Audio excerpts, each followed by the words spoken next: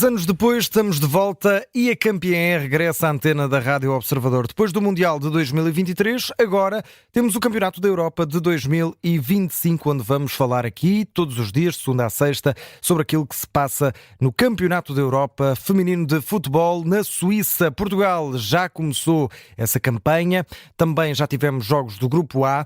Estava nos planos que este programa tivesse estreia já nesta quinta-feira, tendo em conta aquilo que aconteceu no futebol português. Passámos a estreia deste programa para o dia de hoje, esta sexta-feira, dia 4 de julho, onde, portanto, já sabemos qual foi o primeiro destino da seleção portuguesa de futebol. Ora, neste programa vamos ter a Edith Fernandes, o João Pinto, o Pedro Henriques, o Luís Pinto Coelho e também algumas surpresas. Hoje não vamos ter connosco a Edith Fernandes, vai estar connosco nas próximas edições. Juntam-se a mim, portanto, o Luís Pinto Coelho, o João Pinto e o Pedro Henriques. Bem-vindos, como estão? Viva, boa tarde. Ora, Uma maravilha. Pouco entusiasmados certamente por causa da nossa seleção, tendo em conta aquilo que aconteceu ontem, mas vamos ter de falar aqui também sobre outros jogos. Vamos começar obviamente pelas navegadoras. 5-0, uma derrota pesada neste início de europeu. Luís Pinto Coelho, começo por ti, até porque estiveste connosco no relato. Quais é que foram os pecados capitais da equipa, tendo em conta que, claro, a Espanha é uma grande seleção, é campeã do mundo neste momento, mas o que é que falhou principalmente na nossa? Eu acho que falhou um bocadinho os níveis de concentração naquela fase inicial, também algum desacerto posicional da nossa linha defensiva, mas a equipa entrou claramente muito desconcentrada e aqueles primeiros 10 minutos são fatais, sofre 2 golos. E se a equipa já andava um pouco desconfiada de si própria pelos últimos resultados, entrar contra a Espanha, a perder 2-0 depois de uma goleada recente também contra as espanholas, as coisas complicaram-se. E de que maneira? Eu acho que foi o pecado capital, foi mesmo alguma falta de concentração e até de agressividade também, um bocadinho nos duelos, e obviamente contra uma seleção daquela qualidade, entrar ou não entrar em jogo, não é? Tivemos um início que não estivemos em jogo, é fatal, e depois na segunda parte corrigimos um pouco, mas já estava o resultado feito e a vitória espanhola já estava consumada. João Pinto, olhando aqui para as escolhas de Francisco Neto, os destaques vão para a presença da Bia Fonseca, também a ausência, diria eu, da Dolores Silva, tendo em conta que é capitã. Ana Borges também sempre uma opção fiável no corredor. Achas que estas também trocas de Francisco Neto foram também importantes para aquilo que aconteceu logo no início, na primeira parte? É aquela coisa de tentar surpreender. E surpreendeu, mas surpreendeu a malta errada, né? Surpreenderam as nossas. Realmente acabou por não resultar. Eu acho que o que correu muito bem foi o plano de jogo de Espanha. As espanholas tinham um plano de jogo que era marcar cedo e desbloquear o jogo. E esse plano correu na perfeição. Elas estiveram muito bem naquela armadilha que fizeram a nossa linha de fora de jogo. Nós contávamos em apanhá-las muitas vezes fora de jogo, mas aquelas duas avançadas, uma ficava fora de jogo e fazia subir a linha e depois a outra aparecia vindo atrás, sem marcação, e eles repetiram isso 2, 3 vezes, e deu golo. Isso acabou por dar o primeiro golo, depois acabou por dar o segundo. E acho que fomos sempre surpreendidos pela capacidade que a Espanha teve de preparar o jogo contra um adversário que eles já esperavam que jogasse com as linhas muito recuadas, povoaram muito ali dentro da grande área, e nós nunca tivemos, foi o que o Luís disse, nós nunca tivemos realmente uma hipótese. Quando acordámos já estava 2-0. E depois a partir daí foi uma superioridade muito grande. Eu acho que e sendo muito prático, muito pragmático, aquilo que podemos fazer agora é, olhando para o próximo jogo, perceber o que é que com o nosso esquema tático pode também correr mal com a Itália. Porque esse esquema tático da Itália é muito parecido com o de Espanha. E, portanto, com a Bélgica, eles jogam com 3 centrais, nós também.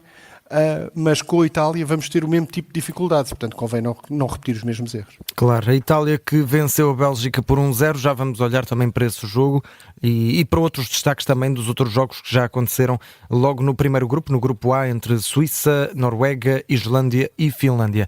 Pedro Henriques, obviamente que não quero estar aqui a dar qualquer tipo de desculpas para o desar que Portugal teve, até porque tem sido uma constante aquilo que o Luís e que o João Pinto disseram há pouco, a questão pouca concentração no início, temos sofrido muitos golos no início, mas tendo em conta toda a situação que o futebol português viveu ontem, obviamente que as jogadoras estariam emocionadas e vimos no final também a homenagem que se fez a Diogo Jota e a André Silva, haveria aqui algum motivo para que Portugal pudesse, quem sabe, pedir o adiamento do jogo, ou isso, de certa forma, pode ter tido impacto também aqui no jogo de ontem?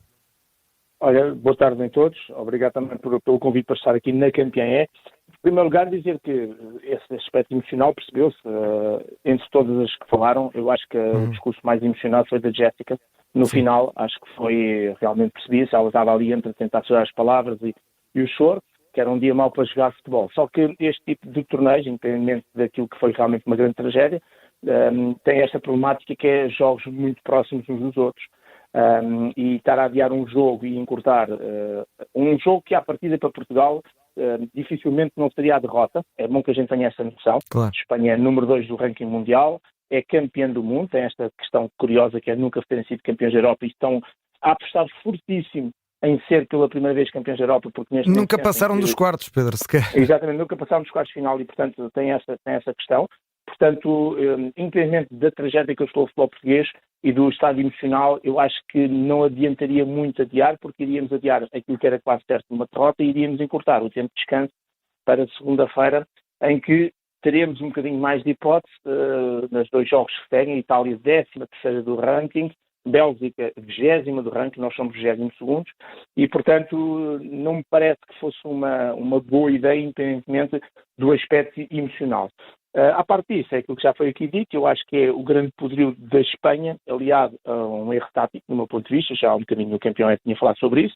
Acho que a aposta da surpresa da Bia, aquilo foi a mina, foi ali o corredor, equilibrou-se muito melhor com a Ana Borges e com o César depois dentro do jogo, retificou-se claramente isso, e a experiência nestes jogos, acreditem, vale mais do que às vezes muito fogo e muito pulmão para perceber, a experiência é fundamental. E começámos com o pé esquerdo, digamos assim. Agora temos aqui 2 jogos para tentar emendar alguma coisa, mas aquilo que me preocupa é o estado emocional da equipa, não só por este aspecto da tragédia que assolou o futebol, mas o estado emocional que já vinha do anterior. Claro. Repara que nós empatámos um empate altamente comprometedor a 23/6 com a Nigéria, e depois tudo para trás é uma derrota com a Bélgica na Liga das Nações por 3-0, é uma derrota de 6-0 com a Inglaterra a 30 de maio, e em abril nós tivemos esse duplo confronto em que perdemos com a Espanha 4-2 e 7-1. Portanto, e depois a partir daí para trás é que temos umas coisinhas bem feitas, que curiosamente ganhámos à Bélgica e até tínhamos empatado com a Inglaterra. Mas são vários meses em que emocionalmente e psicologicamente esta equipa não ganha. E eu acho que esse é um grande problema neste momento que tem que ser resolvido e que tenho as minhas dúvidas se realmente se consegue em tempo útil fazer exatamente esse tipo de resolução, porque aquilo que pareceu é que todos os jogadores estavam com medo de ficar na bola e assim que tinham a bola nos pés ninguém queria errar e estavam a bola para a frente. Olhando, então, não há confiança, a coisa é complicada. Claro. Olhando então para o futuro, e vamos olhar aqui para os outros jogos que já aconteceram antes de irmos às notas de campeão. Tivemos no grupo A Islândia 0, Finlândia 1, é uma vitória da Finlândia surpreendente e que não acontecia há 16 anos no Euro feminino. Suíça 1, Noruega 2 e aqui principalmente Bélgica 0, Itália 1. Luís Pinto Coelho, daquilo que viste desta Bélgica e desta Itália, Portugal deve ter realmente receio daquilo que pode acontecer nas próximas 2 jornadas? Principalmente com a Itália. Eu acho que a Itália está um patamar acima da nossa seleção. Não é a Espanha, obviamente, não é a Espanha, mas é uma seleção forte. E acho que temos de ter máxima concentração. E depois há aqui um problema, porque a Espanha, se tudo correr normalmente, ganhará os 3 jogos, claro. E os 5 golos sofridos ontem pode fazer toda a diferença. Porque até imaginemos que acabam todas as equipas empatadas, com a Itália, a Bélgica e Portugal, depois a diferença de golos pode ser complicada, não sei, vamos ver.